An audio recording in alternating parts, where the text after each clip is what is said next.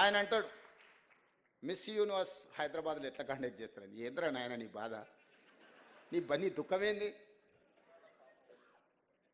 ఏంది అసలు ఆయన ఆవేదన ఏందో, బాధ ఏందో, దుఃఖం ఏందో నాకు అర్థం కాలే.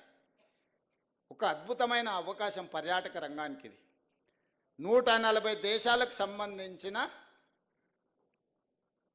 ప్రతినిధులు అందరూ మన హైదరాబాద్ రాష్ట్రానికి 25-26 రోజులు ఉండబోతున్నారు. మే 7th నుంచి మే 31st వరకు ప్రపంచ దేశాలన్నీ మన నగరంలో, మన ప్రాంతంలో, not only in Hyderabad, Warangal 1000 స్తంభాల గుడి కావచ్చు, రామప్ప గుడి కావచ్చు, పర్యాటక ప్రాంతాలు ఏవేవైతున్నాయో తెలంగాణ రాష్ట్రంలో అన్ని వాళ్ళు పర్యటించబోతున్నారు.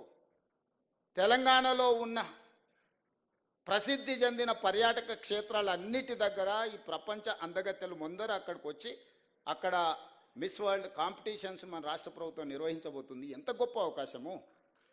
72సారి ఇప్పుడు నిర్వహించేది. 72 సార్లలో ఒక్కసారి అమితాబ్ బచ్చన్ ముంబైలో నిర్వహించాడు. 70 సార్లు ఇతర దేశాలలోనే జరిగింది. 72వసారి మన తెలంగాణ రాష్ట్రం ప్రపంచానికి ఆతిథ్యం ఇవ్వబోతుంది.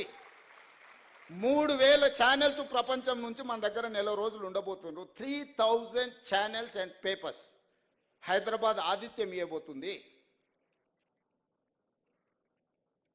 గ్లోబ్లో హైదరాబాద్ ఒక ల్యాండ్ మార్క్ కాబోతుంది.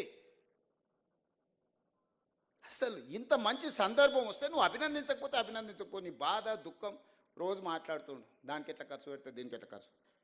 మేము దుబారా చెయ్యము.